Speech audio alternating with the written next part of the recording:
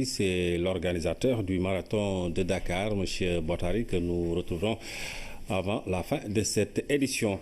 Plus de 23 milliards de francs CFA ont été investis par l'État du Sénégal pour la construction et l'équipement de blocs scientifiques. C'est le ministre de l'Éducation qui l'a annoncé. C'était à l'occasion de l'inauguration du bloc scientifique et technologique de Kaffrine. Serigne Mbaye Thiam a effectué une tournée dans le Ndoukoumane. Il a également visité beaucoup de réalisations de l'État. Massamba Thiane. Mbirkilan, première étape de la visite. Un accueil chaleureux et coloré. Acte 1, l'exécution de l'hymne national avec une manière originale.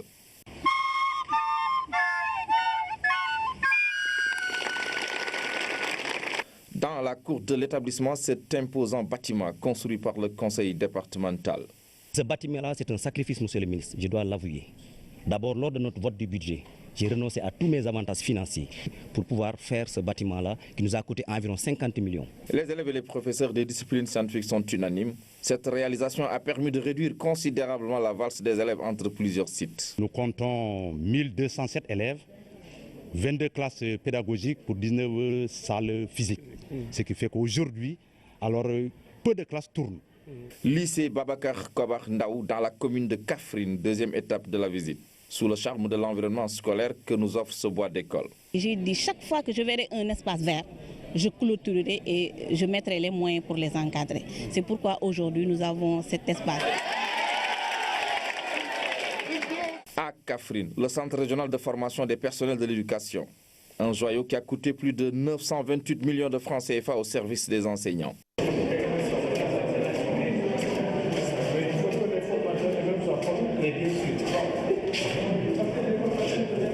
Le point d'orgue de la visite du ministre de l'Éducation nationale aura été sans doute l'inauguration du bloc scientifique et technologique de Kaffrine.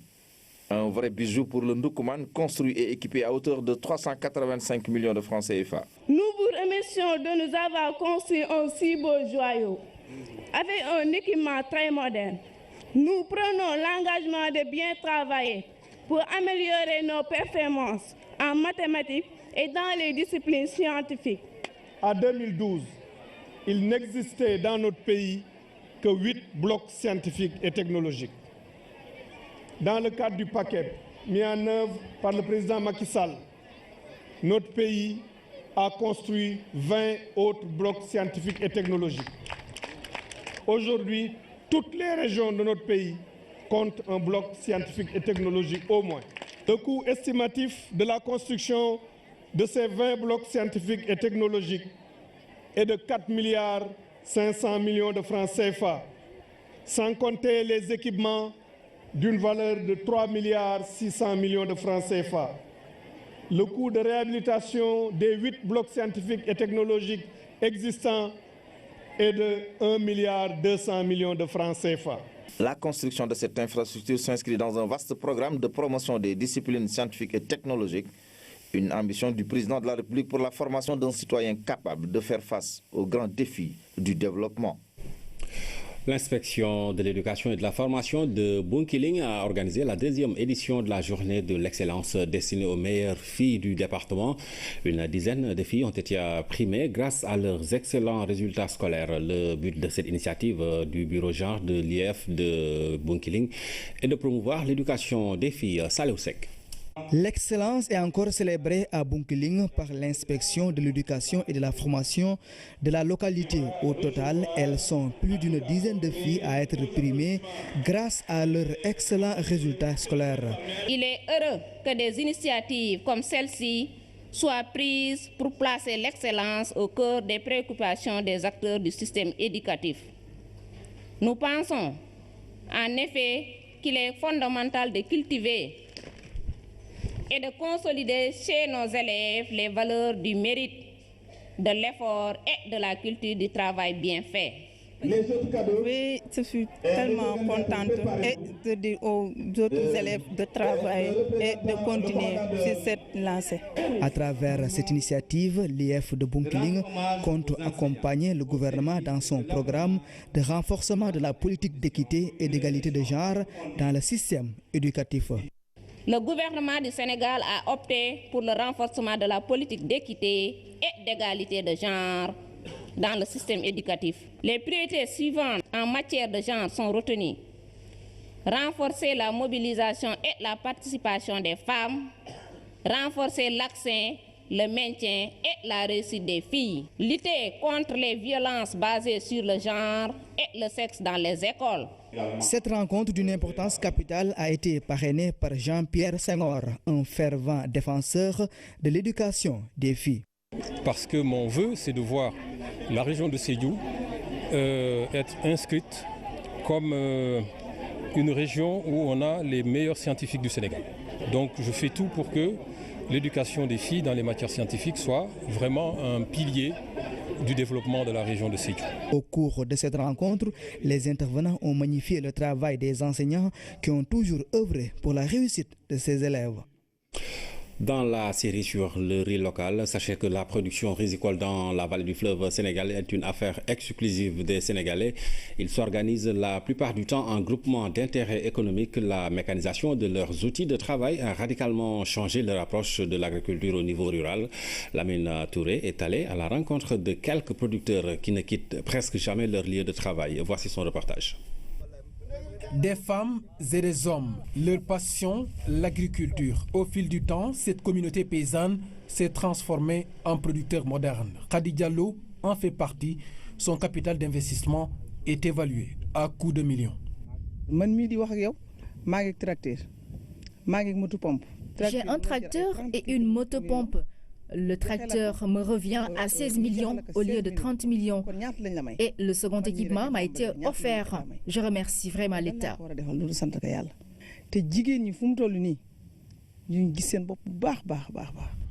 Dans la vallée du fleuve Sénégal, le paysan solitaire n'est plus d'actualité. Ici, ce sont de vraies organisations qui s'activent sur la filière riz. Il y a des productrices qui exploitent 110 à 200 hectares. À Tchagat, il y a plusieurs organisations qui s'activent dans l'agriculture. Des champs au conditionnement, la chaîne de valeur riz est tenue en partie par ces producteurs. Dans leurs outils d'activité, une innovation exceptionnelle, l'évaluation de fin de campagne. Une organisation en privé.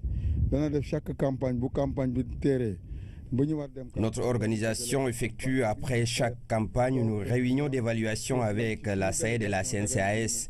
Il s'agit d'étudier les contraintes et opportunités liées à notre métier.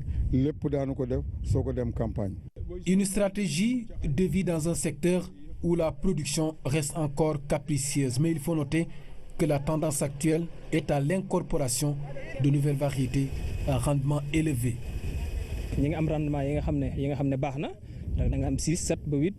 Nous avons de bons rendements qui tournent autour de 6, 7, voire 8 tonnes à l'hectare pour seulement ce qui concerne la contre-saison passée.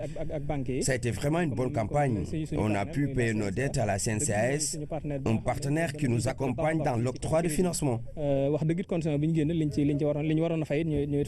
L'économie du riz dans la vallée du fleuve Sénégal est entre les mains des producteurs pour la plupart de la zone.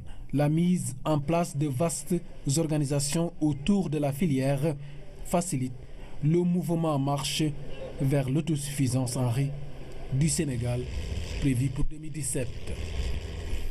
Toujours dans la vallée, depuis 2012, les fonds alloués au financement de la filière riz ont considérablement augmenté. Plusieurs institutions financières s'activent dans le secteur au grand bonheur des producteurs. Cependant, ces derniers sont confrontés à des difficultés relatives au remboursement de ces fonds. Donc, Pape Bounatiao. Pour les précédentes campagnes de la saison 2015-2016, pas moins de 20 milliards de francs CFA ont été mobilisés pour le financement de la production et de la commercialisation du riz de la vallée. Ce qui indique que dans la zone, les demandes de crédit sont élevées, mais elles sont correctement couvertes par les structures bancaires. Ces financements sont passés en 2012 sur les deux campagnes, bien sûr, de 3 milliards 2 à peu près à 9 milliards 6, disons-le, sur 2015-2016. Donc ça veut dire que de réels progrès ont été faits dans le financement de la production agricole et sur ça je parle particulièrement de la production de riz. Nous avons eu à faire beaucoup de financement dans le secteur agricole, notamment dans les équipements, dans la transformation, donc dans tout ce qui est l'acquisition de rizeries, donc dans tout ce qui est équipement, acquisition d'équipements de maraîchage, équipement de travaux d'aménagement. Donc nous en avons fait. Donc en tout et pour tout, disons que nous avons presque investi 9 milliards. Pour accéder au crédit, les producteurs doivent remplir un certain nombre de critères et disposer du visa technique de la SAED. Son visa technique voulait dire que donc, le producteur qui demandait le crédit existait avec un aménagement au niveau de la vallée du fleuve Sénégal. Il faut au moins être un producteur agricole, mais il faut disposer aussi d'une superficie cultivable, mais aussi il faut disposer d'une source d'irrigation, parce qu'ici on est en agriculture irriguée. Maintenant, tout ça permet déjà de créer les bases d'une possibilité d'accompagnement. Et à partir de ce moment-là, on peut passer aux critères d'éligibilité et de solvabilité. Entre la campagne hivernale et la contre-saison, le temps est relativement court pour permettre aux producteurs de respecter les délais de remboursement. Le président a épongé 13 milliards en 2014 pour permettre aux producteurs, tout le monde, d'aller encore à la banque pour renouveler avec la banque. Ça a été fait. Il y a des groupements GIE, on ne peut pas les donner des crédits sans pour autant qu'ils nous remboursent leur crédit de l'année dernière. Il y a qui ont remboursé, il y en a qui ne sont pas. Oui. Le problème, c'est un problème entier. Si on se réfère à la campagne de contre-saison chaude de 2016, nous avions mis un financement à hauteur de 6,4 milliards ou 6,5 milliards. Sur ces 6,5 milliards, aujourd'hui en recouvrement, c'est un crédit qui est issu depuis le mois d'août, depuis le 25 août passé. Donc 6 mois après, on est à 77% de taux de remboursement. Ça veut dire qu'il reste encore beaucoup de choses à récupérer. Pour mettre fin à cette situation, une idée est agitée partout dans la vallée, l'annualisation des crédits. Aujourd'hui, ce que nous demandons, ce que les producteurs demandent, c'est l'annualisation du crédit. Que le producteur, donc dès le départ de la campagne, soit financé sur l'année, pour les deux campagnes, pour qu'il ne puisse pas avoir ces tracasseries par rapport donc, au délai de remboursement. Mais cela suppose aussi, pour que l'annualisation puisse au moins s'opérer convenablement, il va falloir parallèlement qu'on généralise la contractualisation de la production. Financer sur 9 mois, je crois qu'il est même difficile d'imaginer, de donner la possibilité encore à ce même producteur-là de boucler sa campagne, de récupérer les recettes de son activité et de redemander encore un autre financement alors que les recettes de cette activité-là sont encore par devers lui. Je crois qu'aujourd'hui, autant on est en train de réfléchir sur des mécanismes nous permettant de mettre au moins une ligne de financement sur les deux campagnes, mais même dans une situation pareille, on serait obligé aussi de demander un remboursement du cycle qui termine. La mise en place d'une compagnie nationale d'assurance agricole a permis d'appuyer les structures financières. Il s'agit pour l'État d'huiler le dispositif financier et de vaincre les réticences. C'est un produit qui est nouveau, qui a besoin de promotion, qui a besoin d'être accompagné, qui a besoin aussi de grandir. Et je pense que c'est un travail qui est déjà bien entamé. Plusieurs séances de travail sont tenues entre la banque, la SAED, la société, la compagnie d'assurance et les organisations de producteurs pour soit réviser les niveaux de couverture ou bien discuter de la question de la prime, etc. Donc en cas de sinistre aussi, souvent l'assurance peut se retrouver dans des situations où elle encaisse une prime de 10 millions pour payer peut-être une trentaine de millions de sinistres. Tous les acteurs, notamment les producteurs, les agents techniques et les financiers, se disent disposés à pousser la réflexion afin de mettre en place des mécanismes profitables à tous, car à tous les niveaux de la chaîne de valeur de la filière risicole, le financement est incontournable. La rubrique santé se met aussi à l'heure du riz local au Sénégal. Le riz est l'aliment de base. Cet aliment a des valeurs nutritives importantes pour l'organisme. Il faut juste savoir le consommer avec modération pour les diabétiques et bien préparer. Ramasadem. Le riz importé ou riz local, le riz reste le même en termes d'apport nutritif pour l'organisme. En termes de valeur nutritive, le riz amène des glucides. Ce sont des céréales. Quand ça rentre dans l'organisme et que c'est métabolisé, ça donne du sucre. Il faut également savoir qu'on a beau aimer le riz, il n'existe pas de riz pour diabétiques. Il faut juste modérer sa consommation. La seule différence qu'il pourrait y avoir, ce serait un tout petit peu dans la façon de le cuisiner. Ce sont les goûts et les préférences personnelles. Au plan scientifique, c'est le même index glycémique. Mais aussi et surtout, j'en profite pour le dire, il n'y a pas de riz pour diabétiques ou de riz pour obèses ou non. Parce qu'il y en a qui pensent qu'en prenant le riz local et qui sont diabétiques, ils peuvent en manger une grande quantité. Non, ça c'est une grosse erreur, malheureusement, et que l'on retrouve souvent. Même si on prend le riz local, qui est très bien par ailleurs par rapport au riz importé, sinon, qui est très bien, il ne faut pas non plus lui donner des vertus qu'il n'a pas. Il faut de toute façon limiter, faire la restriction chez le sujet qui est diabétique. Tout est également dans la préparation, car le riz en tant que tel a des apports nutritifs pour l'organisme.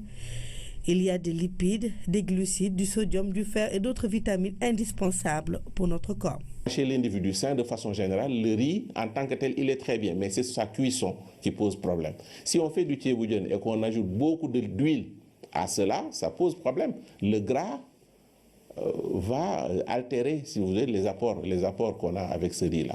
Il est préférable de manger comme les villageois ou comme les gens de Casamance, c'est le nyankatang. Le fameux nyankatang, il n'y a que de l'eau dedans, un peu de sel. Après, on fait sa sauce tomate ou sauce oignon à part, avec peu d'huile, plus les protéines que l'on amène et peut-être des légumes si on veut. Ça, au plan nutritionnel, c'est beaucoup mieux.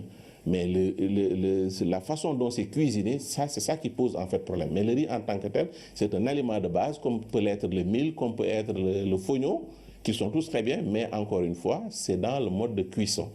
Le riz, en tant que tel, n'est pas mauvais pour la santé. Il faut savoir le consommer avec des quantités raisonnables et surtout le manger avec des légumes, de la viande ou du poisson et avec très peu d'huile. Et éviter de penser qu'il y a des riz pour diabétiques. Tout est dans la préparation et la consommation. Et Ramatadem nous conseille de consommer du riz local, mais de ne pas oublier de mener une activité sportive au quotidien. Une marche de 30 minutes au quotidien est par exemple fortement recommandée. L'agence de sécurité de proximité a fini de démontrer son ancrage dans le dispositif sécuritaire national, selon Dr Papa Khalignan, invité de l'émission Le Point, le directeur de l'agence d'assistance à la sécurité de proximité qui tire le bilan de la première génération d'ASP au terme de leur contrat, l'occasion pour lui de décliner également les grands axes de la politique d'insertion professionnelle mise en place par l'État. Nous l'écoutons.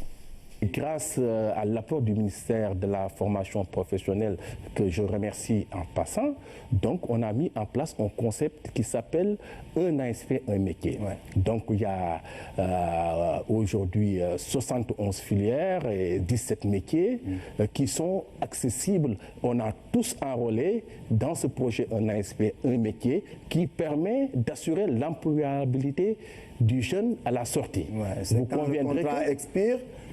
C'est là qu'ils ne seront pas. Est-ce qu'il y a possibilité de retenir des gens? Est-ce qu'il y en a parmi eux qui sont retenus au niveau de l'agence ou bien vous êtes reconduits carrément comme ASP? Oui, bien sûr. Il y a des ASP qui avaient des masters. Aujourd'hui, c'est eux qui assurent au niveau des unités départementales. C'est eux qui assurent la mutuelle de santé. Et puis les délégués de mutuelle dans les, comment dirais-je, au niveau des différents départements. De la même manière, on a lancé la formation en garde rapprochée. Ouais. Vous le savez, aujourd'hui, je suis heureux de vous apprendre, même il y a un ASP qui est recruté en Angleterre comme garde rapproché, avec un salaire de 2 millions de francs CFA.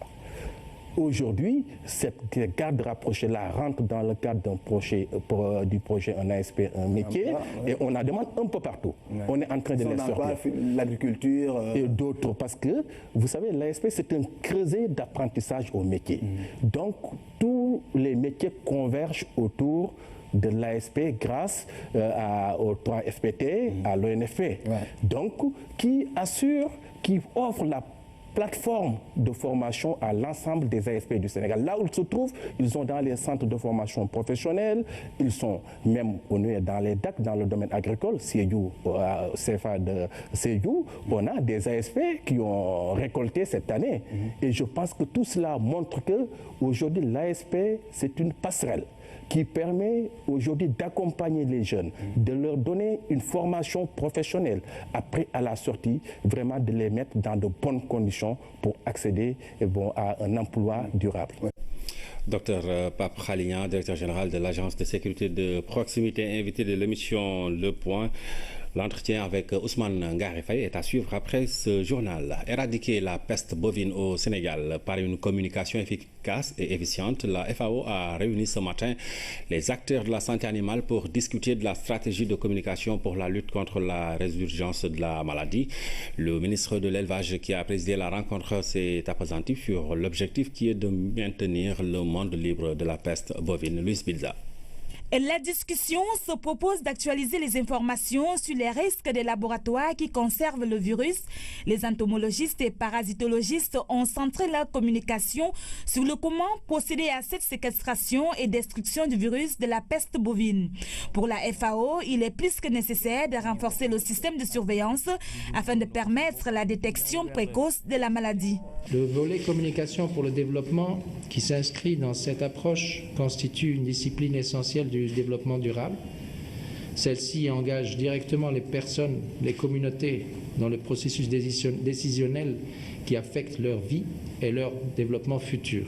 Dans la phase post-éradication, la peste bovine n'existe plus que dans les laboratoires. Le risque de réintroduction du virus dans l'environnement naturel peut être facilement réduit. Il suffit de limiter de façon significative le nombre de laboratoires qui, dans le monde, détiennent encore du matériel contenant le virus de la peste bovine. La causerie est une aubaine pour les éleveurs, l'objet étant d'amener à changer d'approche ou de comportement vis-à-vis de leur bétail. Le troupeau du Sénégal constitue non seulement le budget, mais l'épargne de l'éleveur. C'est avec le troupeau que l'éleveur évalue ses biens au niveau des concessions.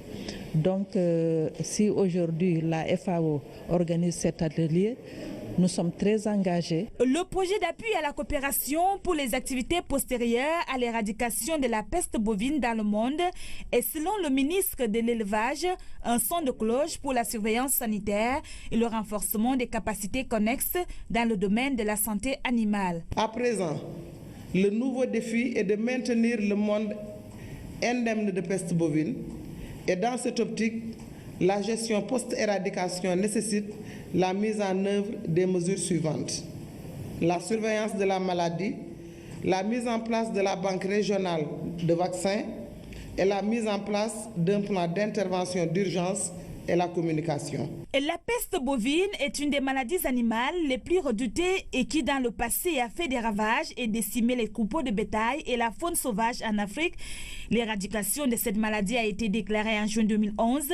Aujourd'hui, la stratégie adoptée par la FAO et l'Organisation mondiale de la santé animale vise à maintenir ce statut grâce à des activités de planification d'urgence. La mutuelle de santé de la Patte d'Oie vient d'enrôler quelques 400 femmes grâce au Fonds national de crédit pour les femmes. Cet effectif vient s'ajouter à 140 autres bénéficiaires déjà inscrites à la mutuelle. La garantie de la santé des femmes apparaît comme la plus grande sécurité au crédit. D'ailleurs, l'idée d'une adhésion à la CMU pour prétendre à un éventuel crédit a traversé les esprits Oumar Diaw. Elles étaient nombreuses à répondre à l'appel de la directrice du Fonds national de crédit pour les femmes. Pourtant, il n'était pas question de prendre un quelconque crédit ou alors ce serait un crédit pour la santé, un enrôlement dans la CMU. 400 cartes d'adhésion avec une cotisation annuelle de 3 500 francs CFA par personne en complément de l'inscription initiale de 100 adhérents il y a plus d'1 an déjà. Le centre de santé Nabil Chouker joue un rôle central dans la santé des populations des quartiers de la Patte d'Oie, de Grand Yoff, Grand Médine, Parcelles Assainies et même d'autres zones plus éloignées. Les autorités sanitaires et les élus locaux, comme les parlementaires présents, ont salué l'initiative du président de la République, Mme Sow, traduit en actes. La maladie est l'ennemi de l'entrepreneuriat. La maladie constitue une entrave à l'activité économique. Celles qui bénéficient d'un crédit ont naturellement besoin d'avoir toutes leurs forces pour mener les activités qui leur permettent d'engranger des ressources et de rembourser. Sécuriser la femme au plan sanitaire, la soustraire des risques maladies en la plaçant sous le parapluie de la CMU, c'est garantir d'une certaine façon le crédit. Il faut, à notre humble avis, étudier les voies et moyens d'une articulation, c'est-à-dire d'un mécanisme de couplage entre les activités des mutuelles de crédit et celles intervenant dans la CMU. Pourquoi alors ne pas conditionner l'accès au crédit à une adhésion à la CMU? Ce serait doublement avantageux. Pour protéger le crédit, que l'adhésion à un dispositif de couverture du risque maladie soit un préalable au bénéfice du crédit.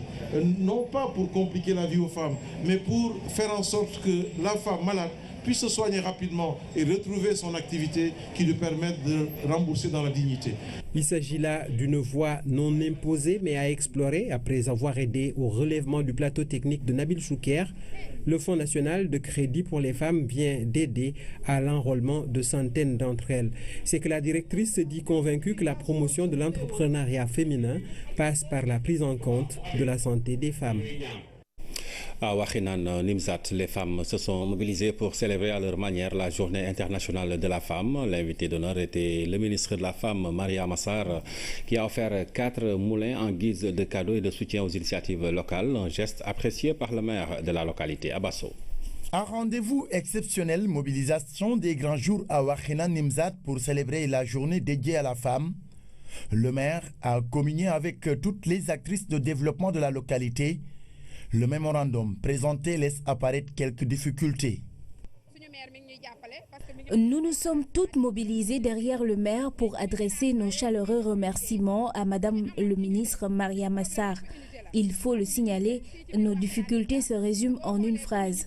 Avoir à notre disposition du matériel de production et de transformation. Elles ont implanté des projets.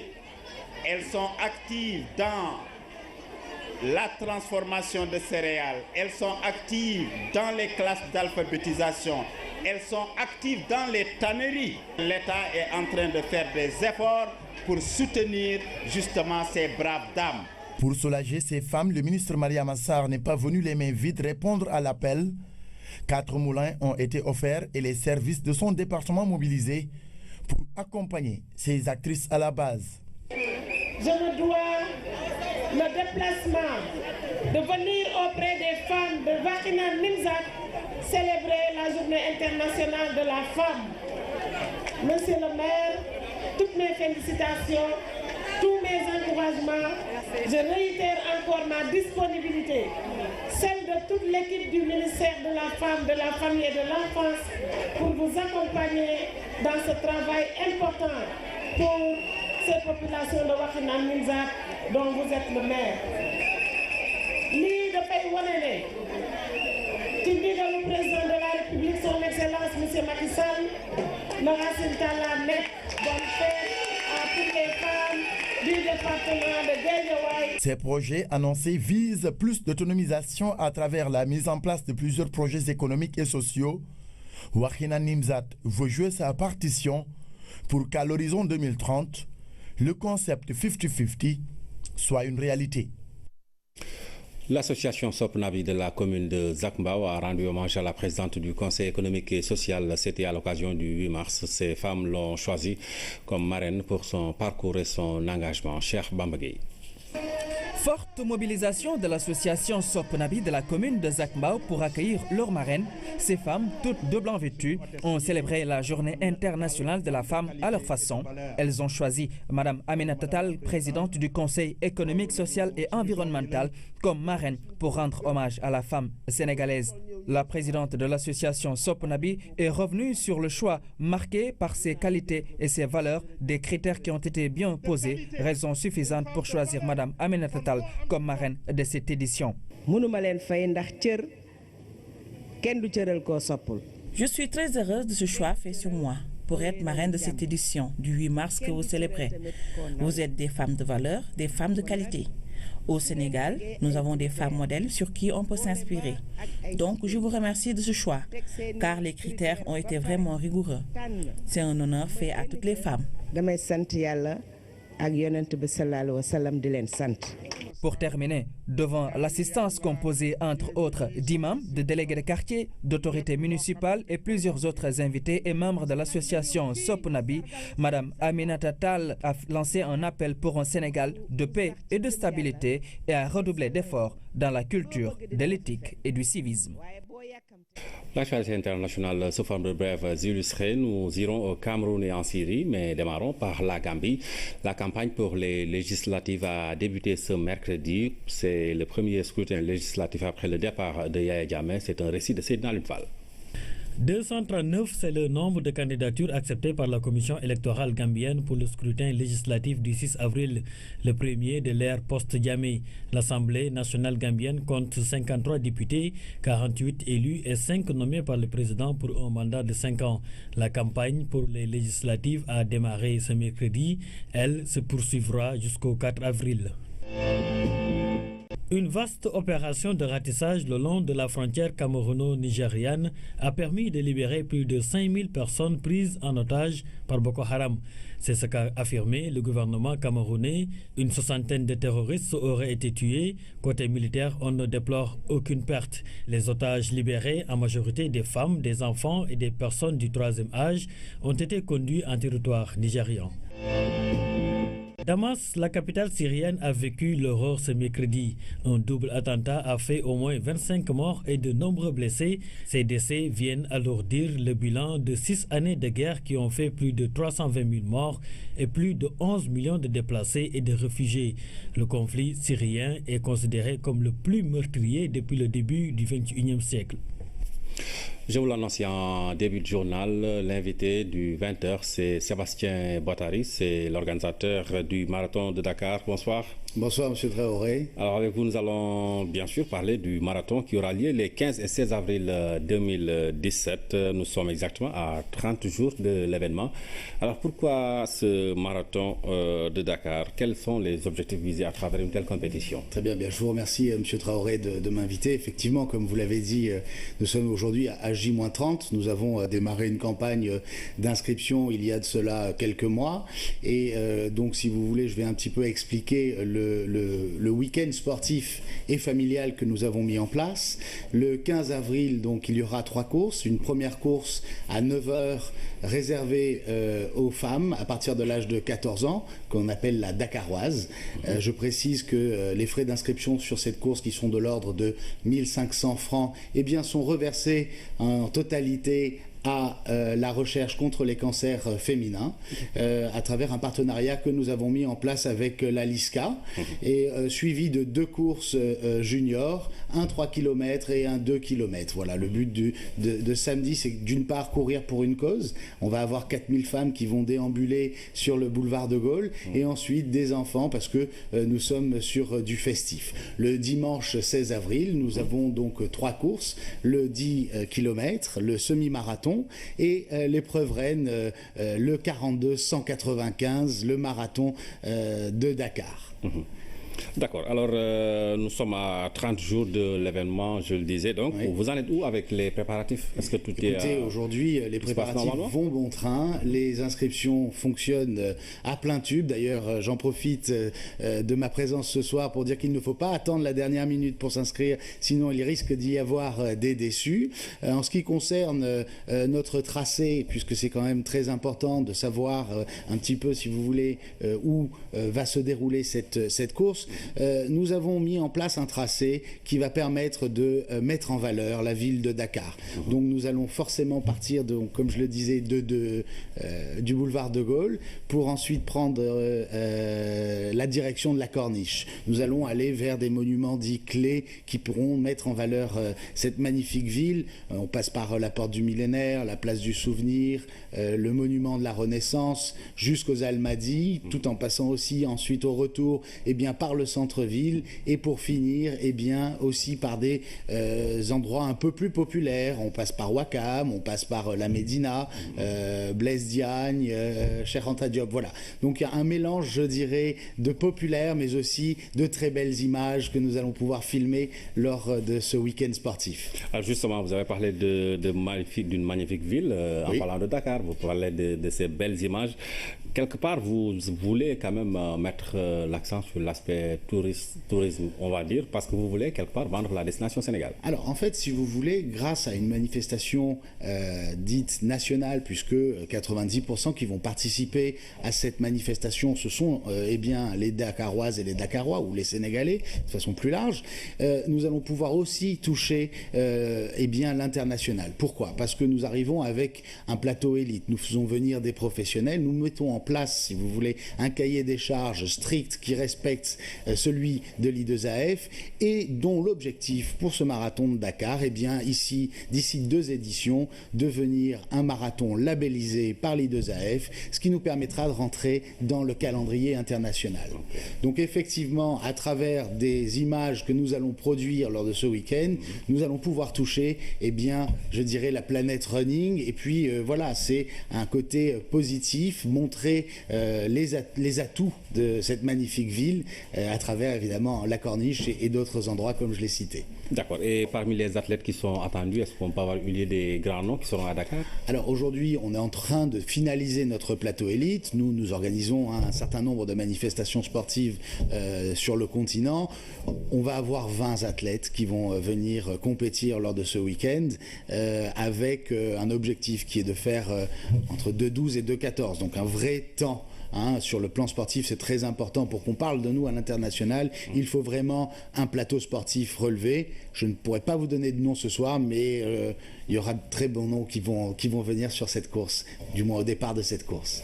Nous l'espérons, Sébastien Bottary. En tout cas, bonne continuation. Je vous remercie. Vous êtes l'organisateur du marathon de Dakar qui aura lieu les 15 et 16 avril 2017 et que vous étiez là pour nous parler du contenu de ce programme. Merci à vous. Merci à vous. Le groupe de la Banque africaine de développement met à la disposition du Sénégal et de la Mauritanie un financement de 26 milliards 700 millions pour le projet de construction du pont de Rosso sur le fleuve Sénégal. L'accord de financement qui couvre les 46% du coût global de l'ouvrage a été signé ce soir même au ministère des Finances. Écoutons à ce propos Amadou Ba, c'est le ministre de l'économie et des Finances au micro de Mamadou Samambo.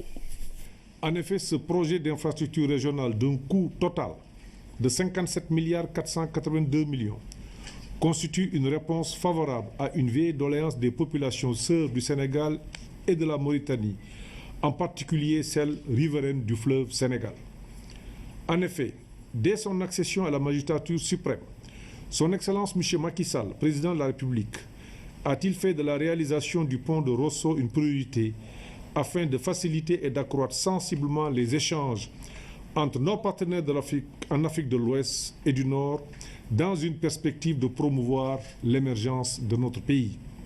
Cette infrastructure moderne, répondant aux normes et standards internationaux, va grandement améliorer les conditions de transport des personnes et des biens entre le Sénégal et la Mauritanie, avec un effet direct sur le relèvement du niveau des échanges économiques entre nos deux pays. En outre, le pont de Rosso constitue un chaînon essentiel sur le corridor transafricain, Lagos, Dakar, Nouakchott, Tanger, Le Caire. C'est donc un choix politique fort des deux États qui vise à renforcer l'intégration et la coopération en Afrique. Voilà, Mamadou Samambo reviendra sur cette cérémonie de signature de convention entre le ministère des Finances et la Banque africaine de développement pour la construction du pont de Rosso. Pour terminer, le sport et le football, l'Assemblée générale de la Confédération africaine de football s'est ouverte ce mercredi à Addis Abeba en Éthiopie. Mais tous les yeux sont rivés sur l'élection du président de l'institution. C'est demain jeudi. Le Camerounais Issa Hayatou fera face au Malgache Ahmad Ibrahima Mboup. L'Afrique du football retient son souffle. Le face-à-face Issa Hayatou Ahmad dans la capitale de l'Union africaine suscite intérêt et passion. Le président sortant s'accroche à son fauteuil et brigue un 8e mandat. Plus que jamais, Issa Hayatou pense être toujours utile à la CAF malgré son âge assez avancé et sa longévité au poste. Moi j'ai 70 ans. Blatter a été élu avant qu'on ne le suspende là. Il avait 79 ans. Avalanche a quitté la FIFA à 84 ans. Je ne vois pas pourquoi les Africains sont excités de me voir partir. Si j'ai commencé très tôt, j'ai commencé à être président de la CAF en 1941. Quand j'avais 41 ans, pardon, 41 ans. Les Africains aiment toujours détruire leurs frères. Et je n'ai pas manifesté la volonté de rester éternellement au pouvoir, moi. C'est les fédérations africaines qui me poussent à rester, en me demandant de me représenter, et pas fortuitement parce que sur le terrain, il y a quand même des réalisations qui honorent le football africain, qui nous propulsent toujours vers le sommet. Le sommet, c'est ce que vise le malgache Ahmad Ahmad. Il a déjà obtenu le soutien des pays d'Afrique australe et d'autres fédérations tapis dans l'ombre. Ahmad Ahmad promet de réformer la CAF de fond en comble. C'est un changement qu'on veut insuffler à la Confédération. À part évidemment le changement dans l'administration, il faut suivre l'évolution du monde. Une meilleure gouvernance, une transparence financière en amont et en aval, et un respect total de toutes les procédures applicables aujourd'hui en termes de gestion financière. La candidature d'Ahmad Ahmad laisse de marbre Issa Hayatou. Il garde espoir et reste confiant. Ça ne m'inquiète pas. La candidature d'Ahmad ou de n'importe qui ne m'inquiète pas parce que la CAF, c'est un bien qui appartient à tout le monde. Si jamais je ne suis pas élu président de la CAF, je rentre chez moi. Je ne suis pas un chômeur au Cameroun. J'aurai quelque chose à faire. Donc, il ne faut pas qu'il s'imagine que c'est vraiment ma vie. Je ne vais pas lui étaler ma vie au niveau de la Confédération africaine de football. Donc, c'est tout à fait normal. Si Ahmad gagne, je vais applaudir. S'il veut que je l'aide, je l'aiderai même en tant que conseiller. Mais ce n'est pas, comment on dit, il ne faut pas que les gens croient que ça va m'affecter outre mesure, non. Ce sont les présidents de fédération des 54 pays membres qui élisent le patron de la CAF. Un vote à bulletin secret, la majorité des voix est fixée à 28. Issa Hayatou, Ahmad Ahmad, un match indécis. Le match Issa Hayatou Ahmad Ahmad, c'est donc demain à Addis Abeba. Après l'élection, l'un des deux sera le nouveau président de la Confédération africaine de football. Voilà qui met fin à cette édition. L'émission Le Point, c'est juste derrière. Passez d'excellents moments en compagnie des programmes de la RTS.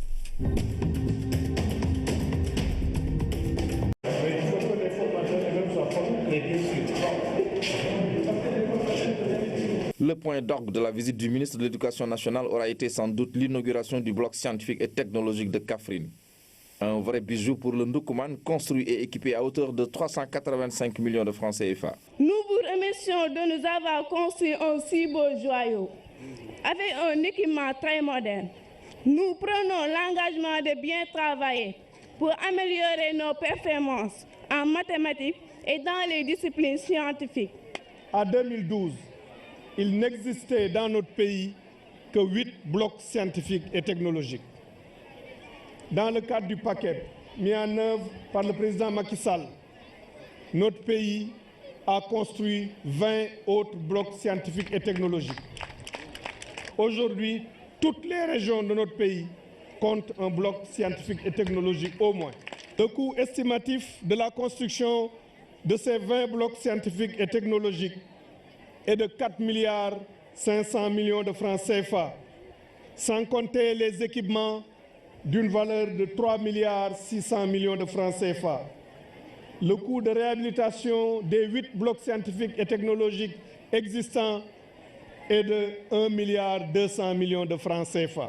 La construction de cette infrastructure s'inscrit dans un vaste programme de promotion des disciplines scientifiques et technologiques, une ambition du président de la République pour la formation d'un citoyen capable de faire face aux grands défis du développement.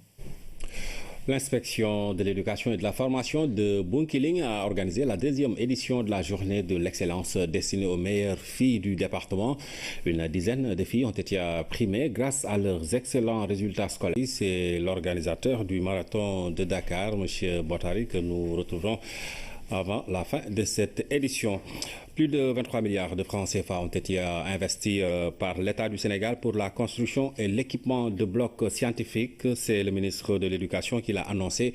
C'était à l'occasion de l'inauguration du bloc scientifique et technologique de Kaffrine. Serigne Mbaye Thiam a effectué une tournée dans le Ndoukoumane. Il a également visité beaucoup de réalisations de l'État. Massamba Thiane. Mbirkilan, première étape de la visite. Un accueil chaleureux et coloré. Acte 1, l'exécution de l'hymne national avec une manière originale.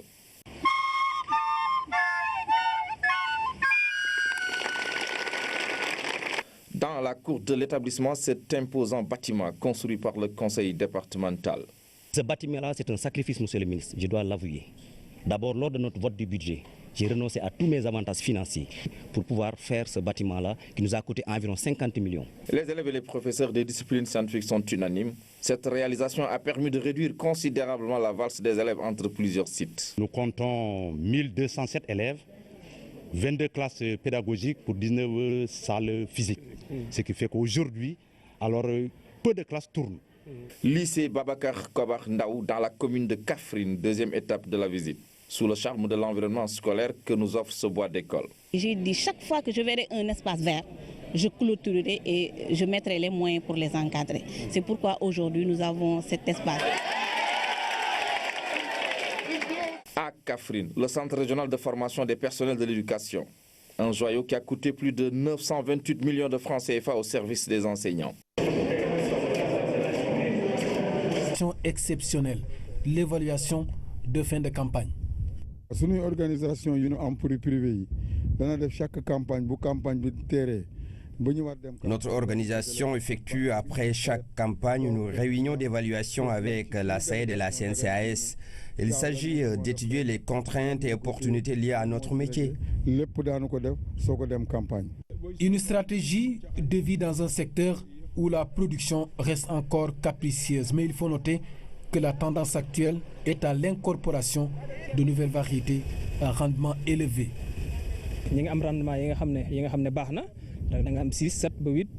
Nous avons de bons rendements qui tournent autour de 6, 7 voire 8 tonnes à l'hectare pour seulement ce qui concerne la contre-saison passée. Ça a été vraiment une bonne campagne. On a pu payer nos dettes à la CNCAS, un partenaire qui nous accompagne dans l'octroi de financement. L'économie du riz dans la vallée du fleuve Sénégal est entre les mains des producteurs pour la plupart de la zone. La mise en place de vastes organisations autour de la filière facilite le mouvement en marche vers l'autosuffisance en riz du Sénégal prévu pour 2017. Toujours dans la vallée, depuis 2012, les fonds alloués au financement de la filière riz ont considérablement augmenté. Plusieurs institutions financières s'activent dans le secteur au grand bonheur des producteurs. Cependant, ces derniers sont confrontés à des difficultés relatives au remboursement de ces fonds. Donc, Pape Bounatiao. Pour les précédentes campagnes de la saison 2015-2016, pas moins de 20 milliards de francs CFA ont été mobilisés pour le financement de la production scientifique du Sénégal. Donc je fais tout pour que l'éducation des filles dans les matières scientifiques soit vraiment un pilier du développement de la région de Sédhiou. Au cours de cette rencontre, les intervenants ont magnifié le travail des enseignants qui ont toujours œuvré pour la réussite de ces élèves. Dans la série sur le riz local, sachez que la production rizicole dans la vallée du fleuve Sénégal est une affaire exclusive des Sénégalais. Ils s'organisent la plupart du temps en groupement d'intérêt économique. La mécanisation de leurs outils de travail a radicalement changé leur approche de l'agriculture au niveau rural. Lamine Touré est allé à la rencontre de quelques producteurs qui ne quittent presque jamais leur lieu de travail. Voici son reportage. Des femmes et des hommes, leur passion, l'agriculture. Au fil du temps, cette communauté paysanne s'est transformée en producteur moderne. Khady Diallo en fait partie. Son capital d'investissement est évalué à coût de millions. J'ai un tracteur et une motopompe. Le tracteur me revient à 16 millions au lieu de 30 millions. Et le second équipement m'a été offert. Je remercie vraiment l'État.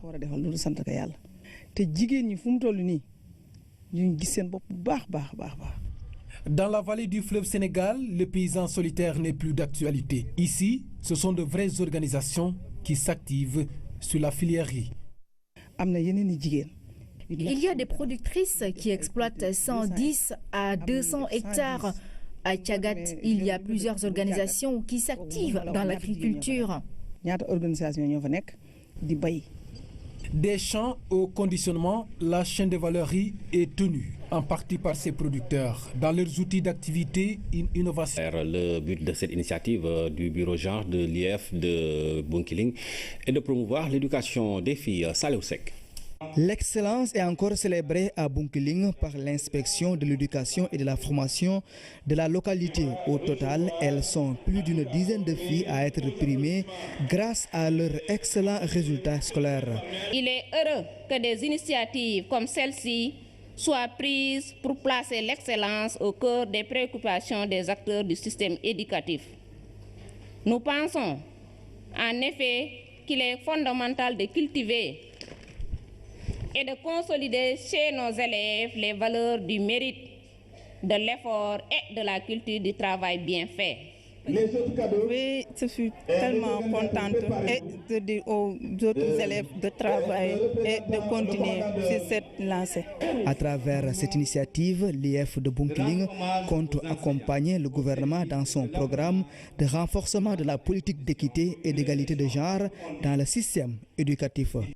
Le gouvernement du Sénégal a opté pour le renforcement de la politique d'équité et d'égalité de genre dans le système éducatif. Les priorités suivantes en matière de genre sont retenues. Renforcer la mobilisation et la participation des femmes, renforcer l'accès, le maintien et la réussite des filles, lutter contre les violences basées sur le genre et le sexe dans les écoles. Cette rencontre d'une importance capitale a été parrainée par Jean-Pierre Senghor, un fervent défenseur de l'éducation des filles. Parce que mon vœu, c'est de voir la région de Sédhiou être inscrite comme une région où on a les meilleurs